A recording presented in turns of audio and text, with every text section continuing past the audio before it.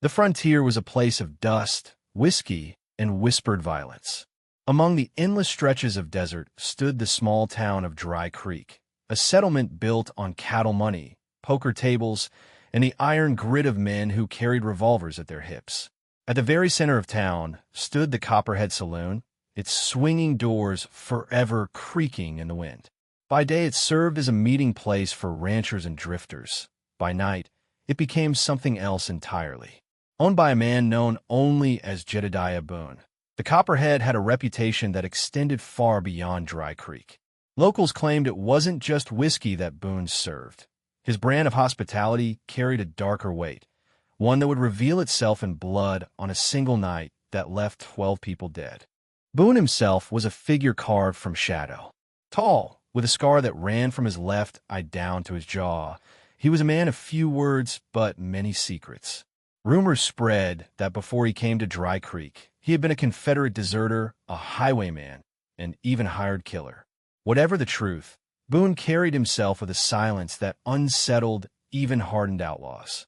He had opened the Copperhead only 3 years earlier, and in that time the saloon had become a magnet for the desperate, the kind of men and women who had nowhere else to go, nowhere else to hide. Boone welcomed them all with a smile that never reached his eyes. But behind his bar, in the dim light of oil lamps, he kept bottles not found in any other saloon. Bottles with no labels. Bottles whose contents seemed thicker, darker, heavier than whiskey. It was the evening of August 12, 1878, when Dry Creek seemed to hold its breath. The town was restless, alive with the tension of a poker tournament Boone himself had organized. Cowboys, drifters, card sharps, and even a traveling preacher had gathered within the Copperhead's walls, their laughter and shouts echoing through the night. The drinks flowed freely, the piano played endlessly, and Boone moved among them with a calmness that felt rehearsed.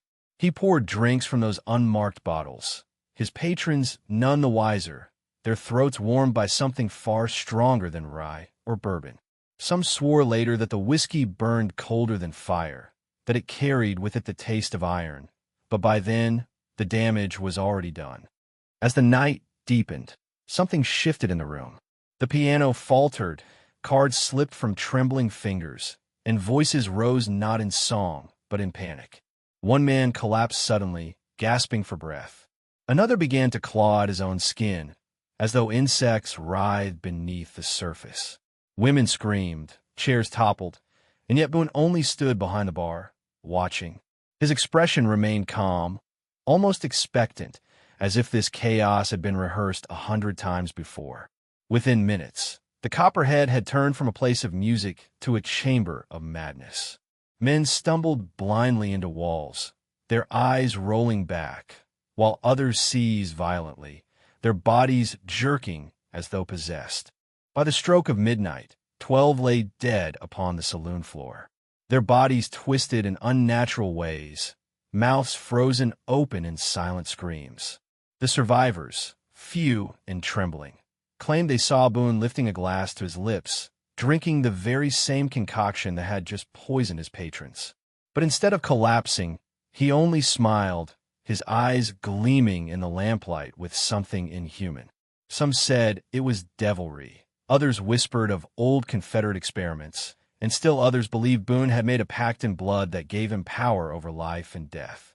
Whatever the truth, he disappeared before the sheriff arrived, leaving nothing behind but bodies and empty bottles. When lawmen from neighboring towns investigated, they found the Copperhead abandoned. The bar was overturned, cards scattered, blood smeared across the floorboards. Yet the strangest detail lay in the cellar, where dozens of unmarked bottles sat neatly arranged, their contents thick and black. The sheriff ordered them destroyed, but one deputy, overcome with curiosity, stole a single bottle before the fire consumed the rest. He was found dead 3 nights later, his body contorted in the same fashion as those inside the saloon. The bottle had vanished. From that point forward, the Copperhead became a ghost story. No one rebuilt the saloon. The wind howled through its hollow shell, rattling the broken glass and warped beams until the whole building finally collapsed in on itself. Travelers gave Dry Creek a wide berth. and those who dared to speak of Boone did so in hushed tones. Some claimed he had fled to Mexico, others to New Orleans, and a few whispered that he still walked the frontier, opening saloons under false names, serving drinks from bottles that carried death instead of warmth. Each town had its own tale of sudden, inexplicable deaths in the night, and always, somewhere in the crowd, a man with a scar running down his face was seen lifting a glass. The night of August 12, 1878, remains one of the bloodiest mysteries of the Wild West. 12 people dead, without a single bullet fired. A saloon turned into a tomb. And a man, Jedediah Boone, who served more than whiskey. He served something darker, something that clung to his name long after the Copperhead's doors swung shut for the last time. In the annals of frontier history, gunfights and train robberies are common tales. But the story of the saloon that killed 12 in a single night is whispered with unease, a reminder that the West was not only wild, it was haunted by men whose sins could not be buried. History is filled with shadows, and tonight you've stepped into one of its darkest corners. The story of Jedediah Boone and his Copperhead Saloon is just one among many buried beneath dust and silence. If this tale has unsettled you, there are countless more waiting to be told. Your support keeps these forgotten horrors alive. So, if you dare to journey this far, leave a like. Share this story with those who think the past is safe. And subscribe, because the next chapter may be even darker.